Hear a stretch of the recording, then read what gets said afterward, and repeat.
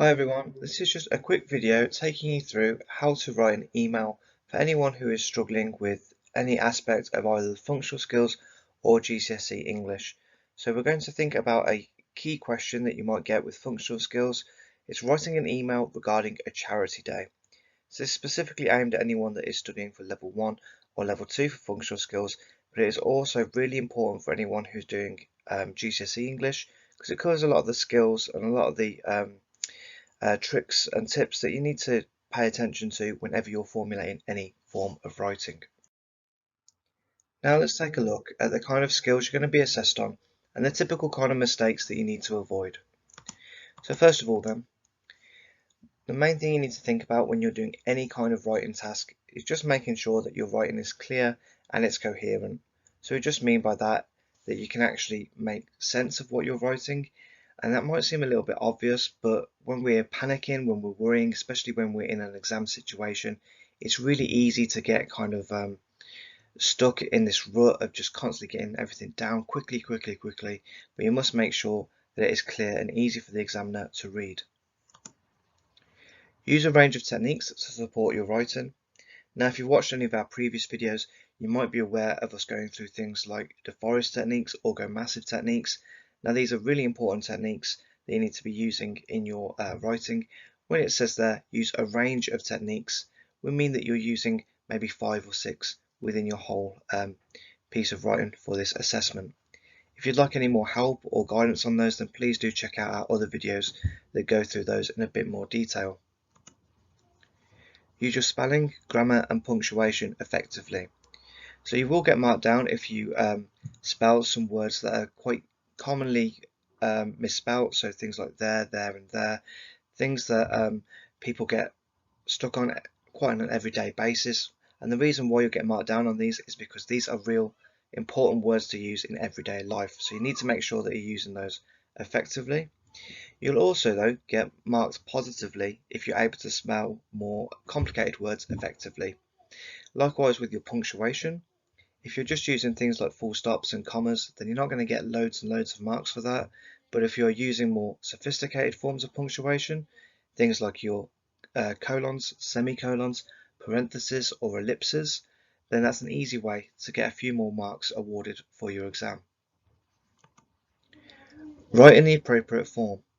So as you can probably tell from the start of this video is going to be based around how to write an email.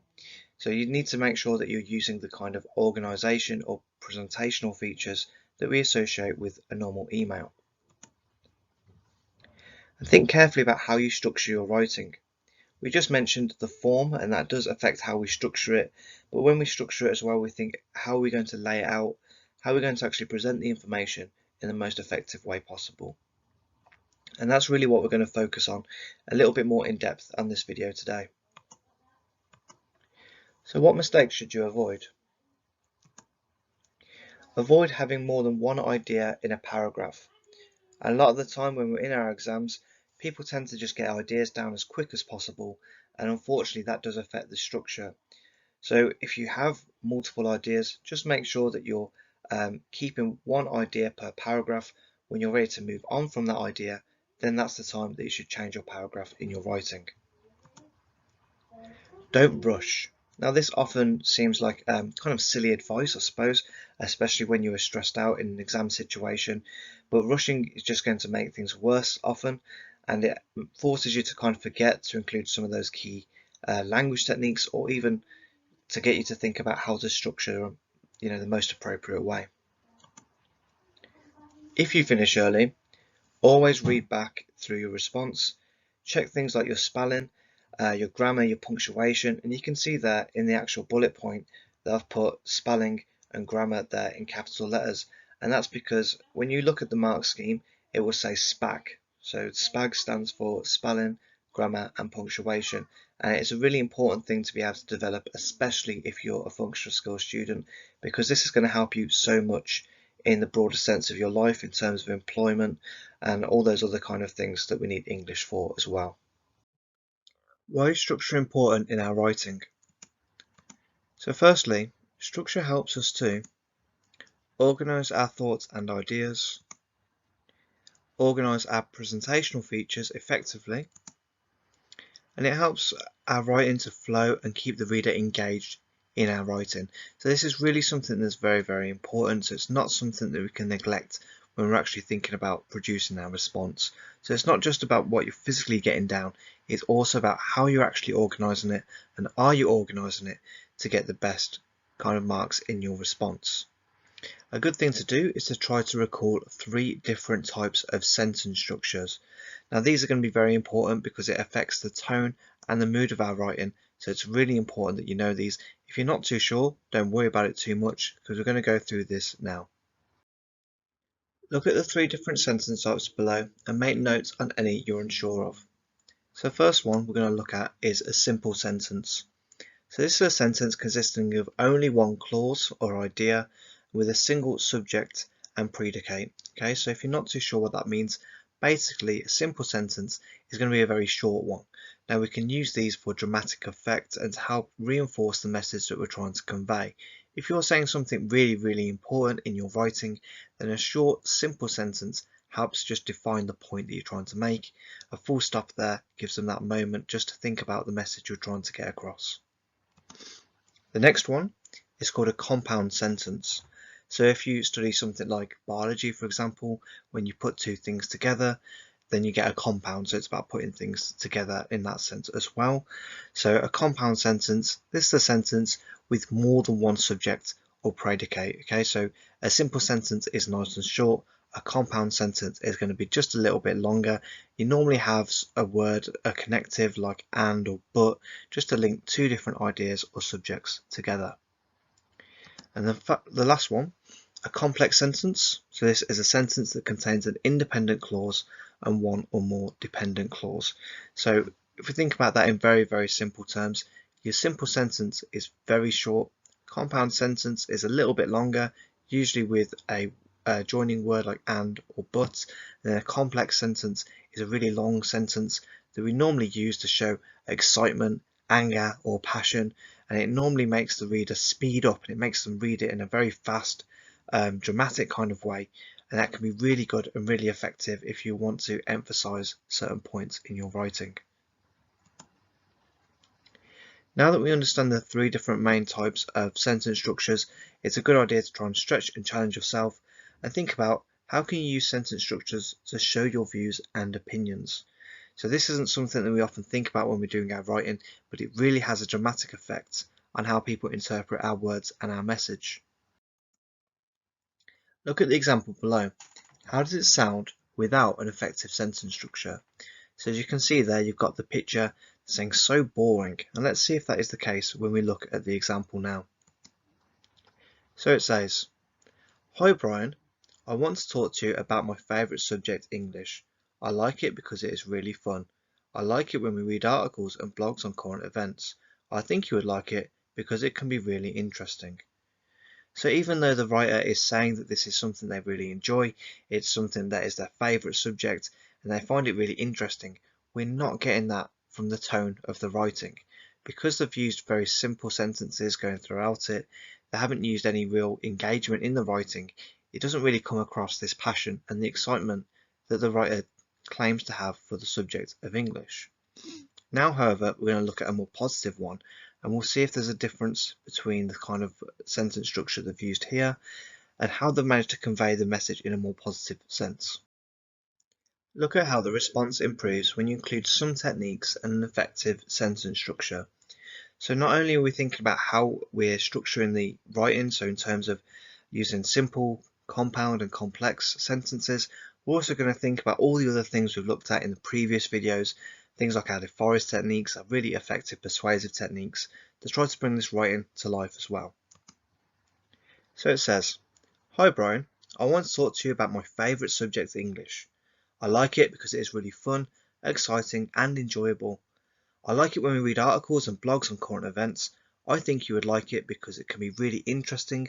A whole world of knowledge is at our fingertips. All we need to do is reach out and take it." So you can see there the flow of the actual writing has changed quite a bit. We're using different forms of punctuation and we're using different lengths in terms of our sentences to make it more engaging.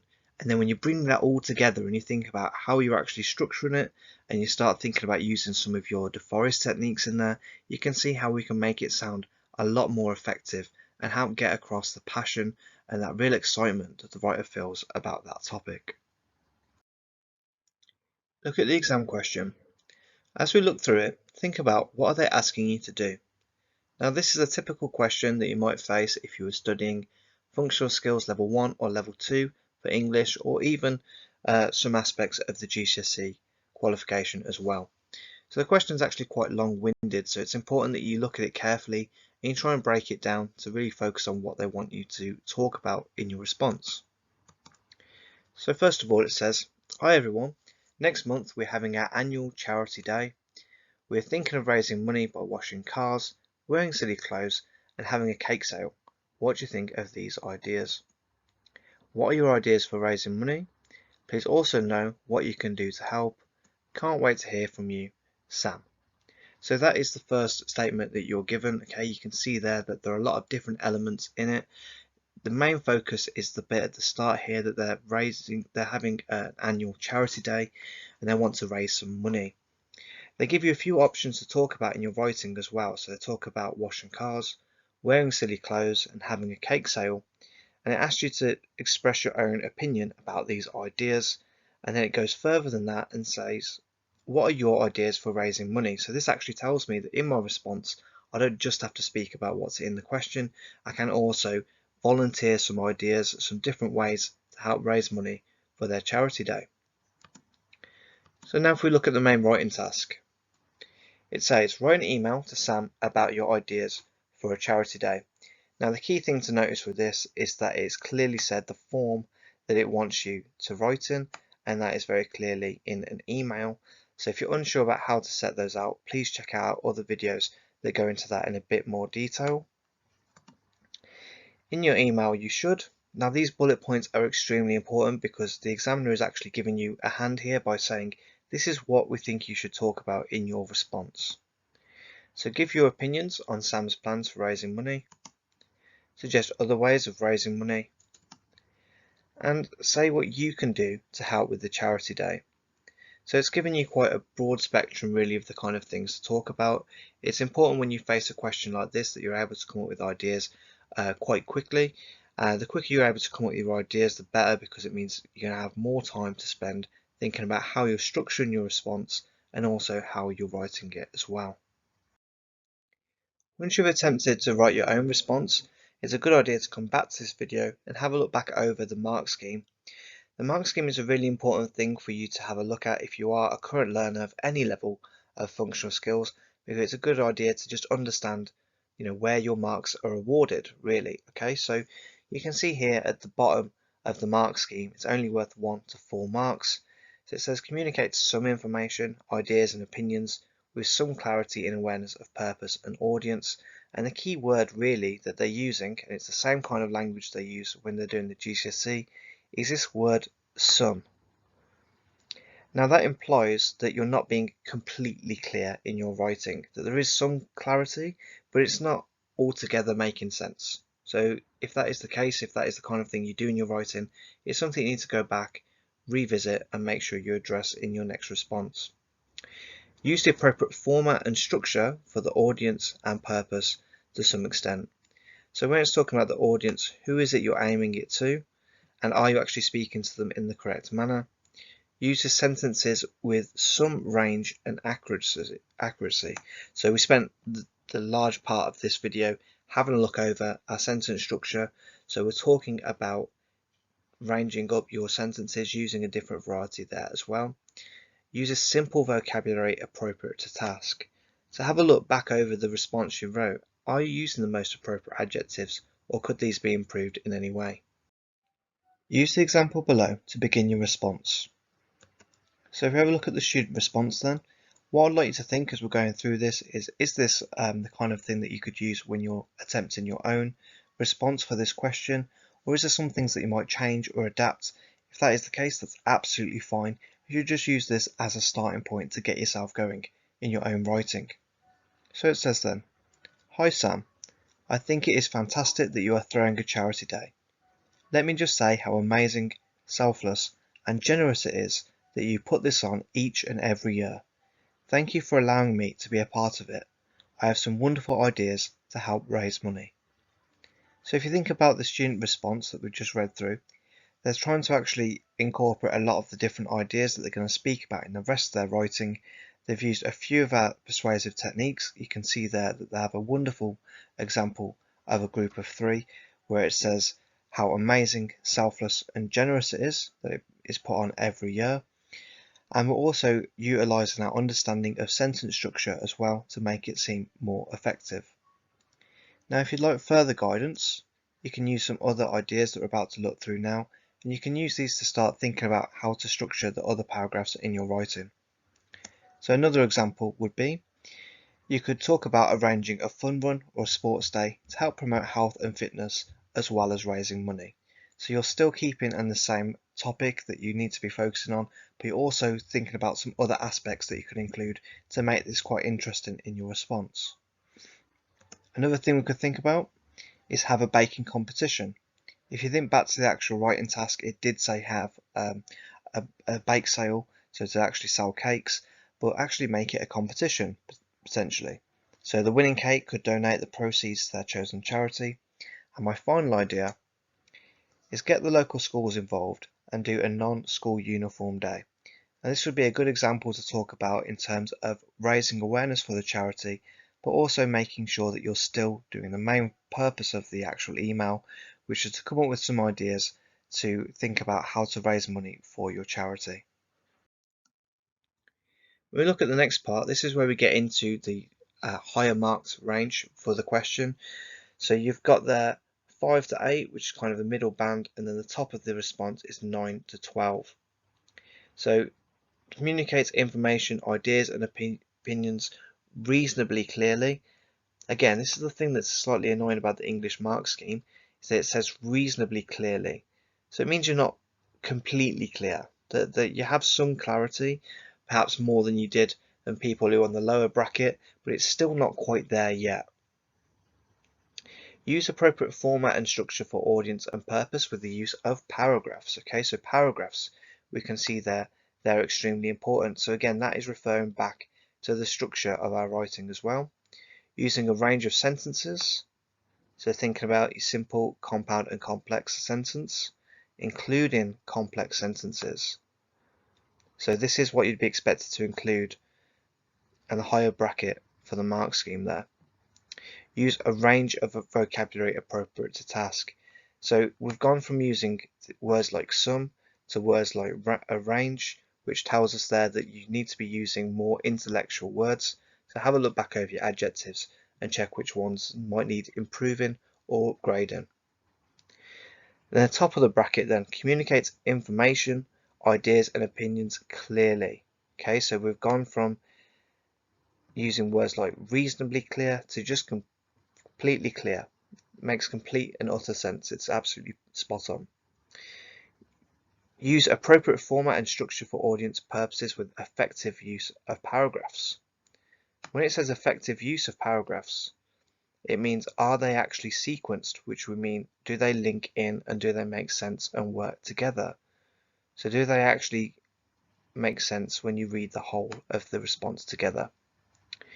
Use a range of sentences, including complex sentences, with consistent accuracy. So again, you've got there the importance of using that sentence structure that we were looking at earlier on in the video. Uses a wide range of vocabulary consistently appropriate to the task. So using big words, but not just using a few big words, using a range of them. So we might be thinking of maybe using 5 or 6 really intelligent words to use in your writing. And if you're sat there and if you're thinking, I don't know many big words, then that's always something we can come back and we can revisit. And when we look at these writing tasks, we can start thinking about certain words that we can use to help actually improve our response as well. If you need any additional support or help, the new videos will be added onto our YouTube channel every single week. Alternatively, you can always leave us a comment, like and subscribe, and try to actually think about what it is you want from this channel, and I'll try to make content that is the most helpful towards you and your journey within your education.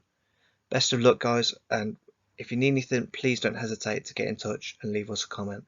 Thank you.